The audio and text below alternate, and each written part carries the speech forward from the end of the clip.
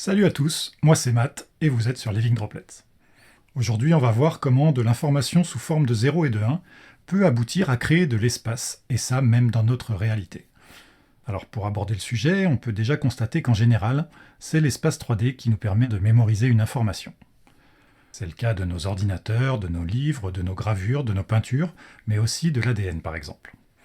À chaque fois, de l'information se trouve à un endroit précis de l'univers qui correspond à certaines coordonnées, ce qui permet d'atteindre cette information et d'interagir avec elle en fonction de l'endroit où on se trouve nous-mêmes. Cette information, elle est sur une page, dans un gène, dans une couche géologique, etc. Et le fait qu'elle soit stockée là nous informe de la nature de ce qu'on observe à cet endroit précis, et ça conditionne la façon dont on va pouvoir interagir avec cette information. Mais cet espace dans lequel est stockée l'information qu'on observe n'est pas obligé d'exister uniquement sous une forme en 2 ou 3 dimensions comme on y est le plus souvent habitué. Comme on va le voir, l'espace peut en fait être constitué d'une infinité de dimensions qui correspondent chacune à un niveau d'information qui caractérise l'état de la matière en ce point de l'espace et à ce moment donné. Chacune de ces dimensions va ainsi devenir une adresse de stockage pour un nouveau niveau d'information, dont la signification dépendra de celui des autres points de l'espace qui interagissent avec elle. Par ailleurs, plus il se passe de choses et plus ça produit de nouvelles informations, qui produisent à leur tour de nouvelles informations en interagissant avec tout ce qui existait déjà, etc., etc. Et il faut donc créer en permanence de nouvelles cases de stockage de ces informations. Et c'est à ça que sert l'espace. De l'espace va être créé en conséquence pour stocker ces nouveaux états de la matière, et l'univers va donc s'étendre.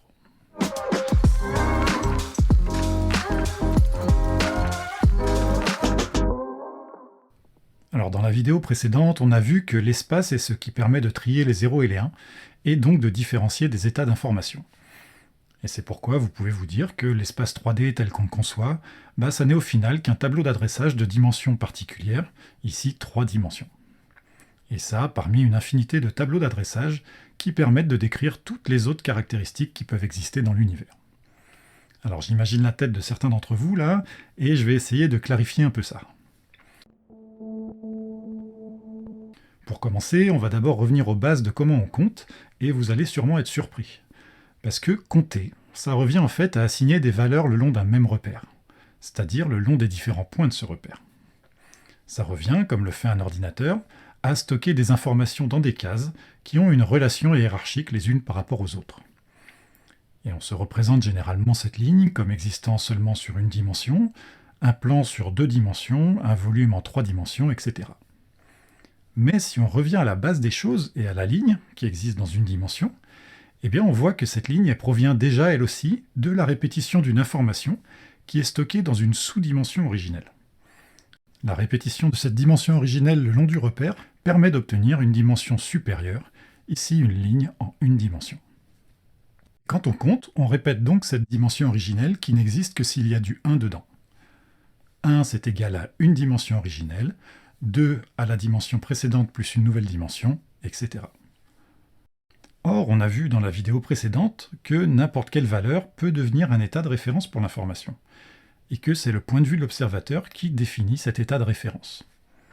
Ainsi, suivant l'échelle à laquelle on observe les choses, cette dimension originelle peut être l'unité de base qu'on va empiler pour compter à une échelle supérieure, tout en étant elle aussi un niveau d'information dont la valeur provient de l'accumulation d'informations précédentes.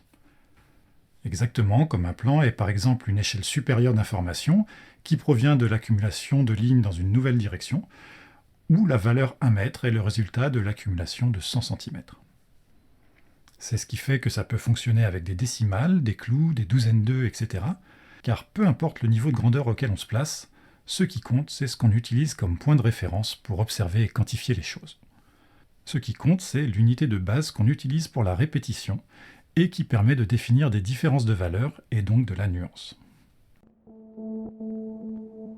Alors avec un peu de chance, vous commencez à voir les choses d'une façon nouvelle là, mais ça n'est pas fini et c'est maintenant que vous allez vraiment être surpris. Parce que si vous regardez ce qui se passe le long de cette ligne, vous voyez qu'elle apparaît à mesure que l'on remplit des cases avec une nouvelle valeur de 1. L'espace est créé à mesure que des nouveaux 1 apparaissent. Donc ajouter une information, ça crée automatiquement l'espace qui permet de stocker cette nouvelle information particulière. Et au moment même où elle est créée, chaque information ajoute aussi automatiquement un nouveau niveau de nuance avec tout le reste, c'est-à-dire une différence avec l'état précédent. En effet, de par son existence, une nouvelle information est forcément différente du reste. Mais cette différence, elle doit être comparée à l'état précédent pour pouvoir être perçue comme une différence. Elle doit donc exister à un autre endroit, en un autre point d'observation, pour pouvoir être comparée à ce point de référence. Elle doit être stockée à une adresse différente pour pouvoir être lue, sans quoi elle sera indistincte du reste. Ainsi, l'apparition d'une information crée de l'espace. Une nouvelle information crée automatiquement une nouvelle dimension originelle qui permet de la stocker. Et cette nouvelle information peut alors se différencier des autres par comparaison aux autres cases de stockage. Et c'est là que vous pouvez retenir un concept clé. L'espace est généré par l'apparition d'un 1 dans une nouvelle dimension où il n'existait pas précédemment. L'apparition d'une information crée instantanément l'espace qui la contient. On voit donc que l'espace en général découle de la répétition d'un bit d'information qui se propage le long de dimensions qu'il produit lui-même. Ces dimensions sont créées à mesure que de nouvelles informations apparaissent, c'est-à-dire à mesure que de nouveaux événements ont lieu, à cause des interactions entre les informations précédentes. Et c'est ça qui permet d'archiver en permanence l'ensemble des possibles. L'espace 3D tel qu'on le conçoit n'est donc quant à lui qu'un échantillon particulier de cet ensemble potentiellement infini de dimensions. Alors on verra par la suite que l'espace, le temps et tout le reste ne sont qu'une conséquence de la façon dont se produisent cette interaction et cet archivage de l'information qui est nouvellement créée. Mais avant ça, voyons quel lien existe entre les dimensions de stockage de l'information et la façon dont on perçoit la matière. Voyons comment l'information crée automatiquement de l'information pour engendrer toutes ces valeurs différentes par accumulation d'informations préexistantes, et comment ça permet de caractériser chaque événement et chaque chose qui se produit et qui existe dans l'univers.